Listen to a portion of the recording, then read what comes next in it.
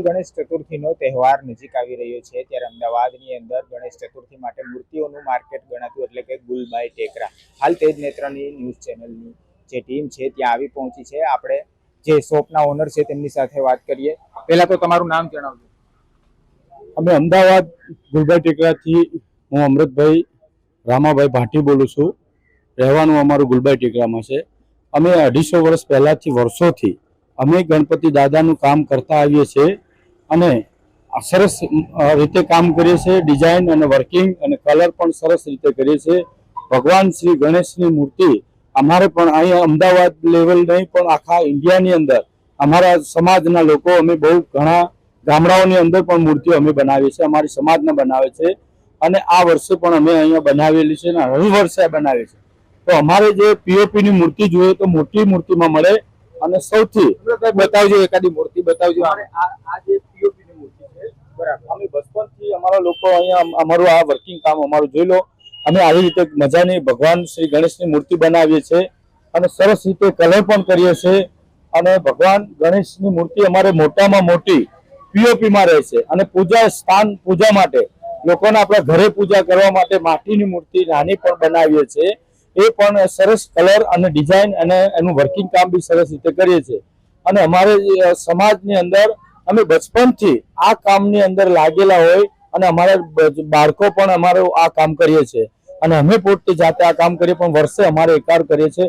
પણ અમને સરકાર અરે ગવર્મેન્ટ સરકાર દ્વારાથી અમને કોઈ રાહત આપે કે અમારી કોઈ જગ્યા સારી શોપ મળે અમને અને અમે આ ભગવાનનું કામ સરસ રીતે કરીએ એવી અમારી સરકાર જોડે મને વિનંતી છે કે અમને કોઈ હવે રોડ ઉપર અમે કામ કરીએ છીએ, અમારા ઝૂંપડાની અંદર અમે નાની મૂર્તિનું કામ કરીએ, અમને જગ્યા નથી મળતી। એના માટે અમને સરકાર મદદ કરે કે અમને કોઈ જગ્યા સારી વ્યવસ્થા કરીને આપે અને અમને ભગવાનનું કામ દર વર્ષે અમે કરીએ એવી અમારી ગણતરી છે સરકાર જોડે।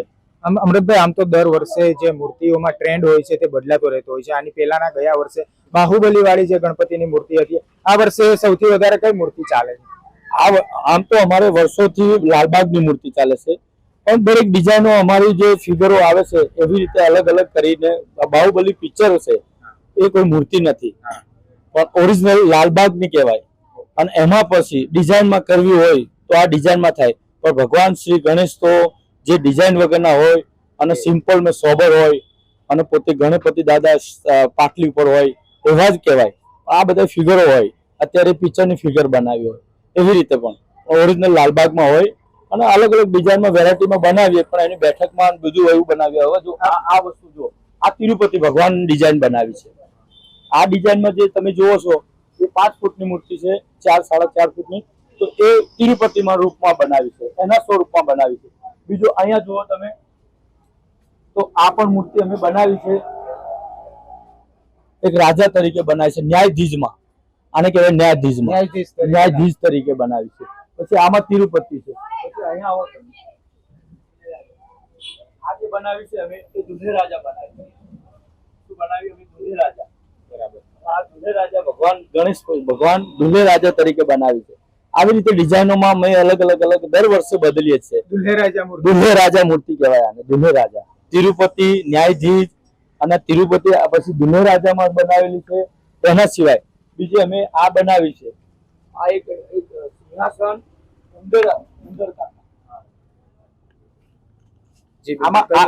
આ મૂર્તિ જે છે ઉંદેર કાકા એમનું રથ લઈને અને એનું ગાડું બનાવ્યું। આ ગાડાની અંદર ઉંદેડા એમને લઈ જાય રહ્યા ભગવાનને ગણેશને, આજુ એમનું રથ બનાવ્યું, રથ ઉંદેડા એમની સવારી થઈ ગઈ અને આ એનું રથ થઈ ગયું। આ એક રીતે ઉંદેડા એમનું લઈ જાય છે રથ તરીકે। પછી એનું બીજું આ ન્યાયાધીશમાં જ છે। પછી આ નાની મૂર્તિ છે પણ અમારા આ રામ અવતાર છે, આ રામ અવતાર આવી રીતે આ લાલબાગ તરીકે પણ રામમાં એના ભગવાન તિરુપતિ સ્વરૂપમાં બનાવેલી। આ વર્ષે કેવું માર્કેટ છે મૂર્તિઓમાં? આ વર્ષે ઘણી જગ્યા ઉપર તો ભગવાન ગણપતિ દાદાની મૂર્તિઓ ઘણી છે, હરેક સ્ટેટમાં છે, હરેક ગામડાઓમાં છે। પણ આ વર્ષે અમદાવાદમાં બી બહુ સરસ માર્કેટ છે અને લોકો બુક બી કરી જાય છે અને નોંધાવી બી જાય છે। માટીની મૂર્તિ એમાં કહેવાનું એ છે કે નાની મૂર્તિ જે ગણપતિમાં એ લોકો પૂજા માટે લઈ જાય છે અને આપણે જે સોસાયટીમાં હોય સોસાયટી મોટી કોલોની હોય એમાં બધું સમૂહ થઈ અને એ લોકો સહેમત થઈને એક ભગવાન એની સોસાયટીની અંદર સ્ટેટ બાંધીને બનાવે છે તો એમાં 10 ફૂટની મૂર્તિ લઈ જાય, 8 ફૂટની લઈ જાય, 9 ફૂટની લઈ જાય, એ રીતે લઈ જાય છે. એવું જે બધા એમાં સમાવેશ થઈ જાય અને જે ઘરે ઘરે પૂજા કરે છે એ માટીની મૂર્તિમાં કરે છે. આની જે કલા કારીગરી છે એ બધી જ અમૃતભાઈ તમે કરો છો? આ બધી કલરથી લઈને કલરથી નહીં, એને ઘર મંડળથી લઈ બચપન એમને શરૂથી લઈને આ બધી કલાકારી અમારી રીતે કરીએ છીએ અમે. કલર લઈને, એની ડિઝાઇન લઈને, એનું વર્કિંગ કામ લઈને, એના બધું આંખો બનાવવામાં, એનું બધું તમામ ટોટલિંગ કામ અમે જ કરીએ છીએ. કોઈ બહારના વ્યક્તિ નથી આવે, અમારી સમાજ જ કરે છે.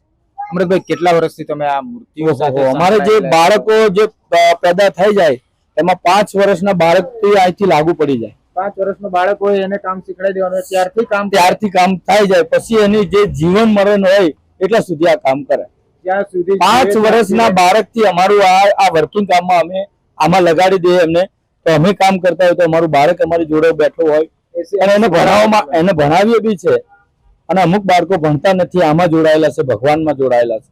અમુક બાળકો એવા છે પણ એ પણ નથી ભણતા. ઘરની મહિલાઓ સહિત બધી ટોટલ અમારી મહિલાઓ, અમારા બાળકો, અમારી વાઈફો, એ પણ અમારું પરિવાર હોય ને એ બધું આમાં અમે કામ કરીએ જ છે. અને ઠેઠ સુધી અમારું કામમાં ધ્યાન બી છે અને અમે કરી શકીએ આ કામ. અમૃતભાઈ, આ વર્ષે તમે જે મૂર્તિઓ બુકિંગ થાય છે તે તમે અહીંથી પહોંચાડી દો છો, કઈ રીતે કરો છો? હા, આ મૂર્તિઓ જે બુકિંગ થતી હોય છે એને તમે અહીંથી ત્યાં પહોંચાડી દો છો કે કસ્ટમર આવીને લઈ જાય છે, કઈ રીતનું હોય છે? આમાં જે અમારું મૂર્તિ જે બુકિંગ થઈ ગઈ હોય એ લોકો ગાડી લાવે છે. ગાડી લાવીને એ લોકો એમનું આખું મંડળ આવે છે, એમનું સ્વાગત કરે છે. એનું સ્વાગત કરી અને પછી જે બુકિંગ કરેલા પૈસા અમને પણ આપી દે છે. આપ્યા બાદ પછી એમને અમે હેલ્પ કરીએ છીએ કે તમે લોકો જે સાચવીને આને અંદર ગાડીમાં નહીં તમે મૂકી શકો, એની હેલ્પ અમે કરીએ છીએ, પોતે કરીએ.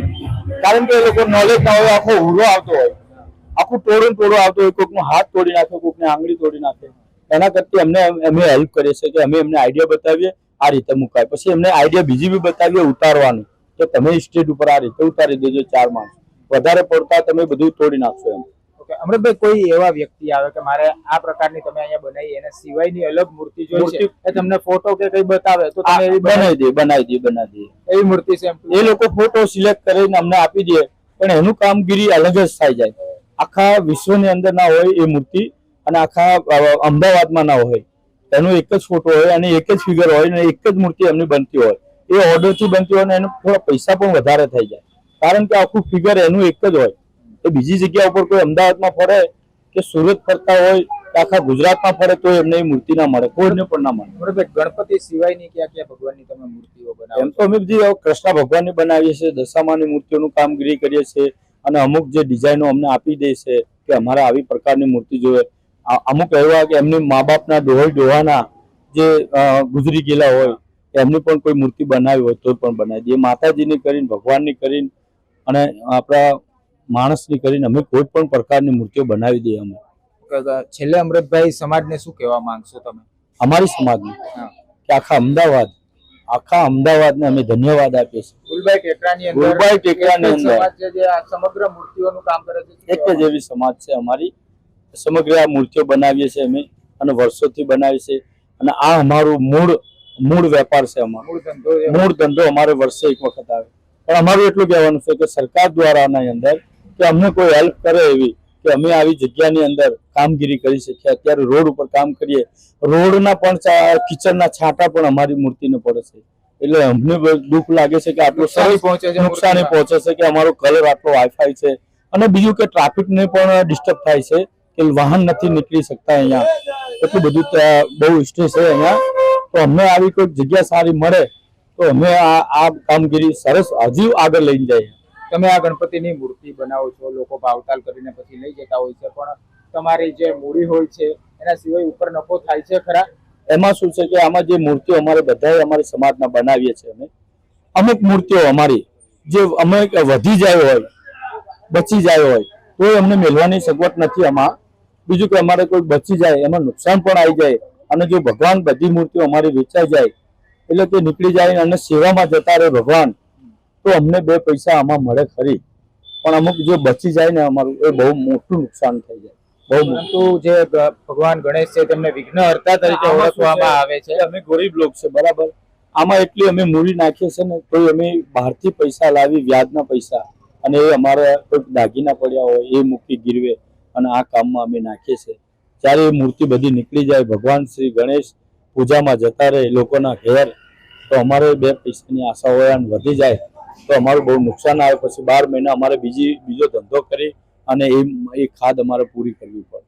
આમ તો ભગવાન ગણેશને વિઘ્નહર્તા તરીકે ઓળખવામાં આવે છે. શું તમને એવો ક્યારેય પરચો મળ્યો છે ભગવાન ગણેશનો કે તમને તમારે એના ઉપર ખૂબ જ શ્રદ્ધા હશે, તમે એમની મૂર્તિ બનાવો છો વર્ષોથી, તમને એવો કોઈ પરચો મળ્યો છે ભગવાન ગણેશનો? ભગવાન શ્રી પરચો એટલો મળ્યો કે અમને આટલા સંસારની અંદર બધાની લોકોની અંદર અમને જે ભગવાને સિલેક્ટ કર્યા છે કે અમને કલાકારી બહુ સરસ આપેલી છે, એ અમારો પરચો છે. આજે કોઈ બીજાને કોઈ આપીએ કામગીરી તો એનાથી ના થાય, પણ આ કલાકારી અમને એટલી આપી એ જ અમારો પરચો છે કે અમે ભગવાનનો તો શું બધાની મૂર્તિઓ બનાવી શકીએ કે અમારી કલાકારી છે. આ અમને પરચો છે શ્રી ગણેશ ભગવાનના આશીર્વાદ. એક અમારો બહુ મોટો અમને બક્ષિસ મળી છે. તો આ અમૃતભાઈ હતા જેઓ ગુલબાઈ ટેકરાની અંદર પોતાની શોપ ધરાવે છે. આ વખતે ગુલબાઈ ટેકરાની અંદર સંપૂર્ણ અમદાવાદ અને અમદાવાદના બહારના લોકો પણ ગણેશ ચતુર્થી વખતે ગણપતિની મૂર્તિઓ બનાવતા હોય છે. ત્યારે આ જ પ્રકારના સમાચાર અને અહેવાલો જો તમને પસંદ આવતા હોય તો પંચાયત ટીવી ન્યૂઝને લાઇક, શેર અને સબસ્ક્રાઇબ કરવાનું ભૂલશો નહીં. નમસ્કાર.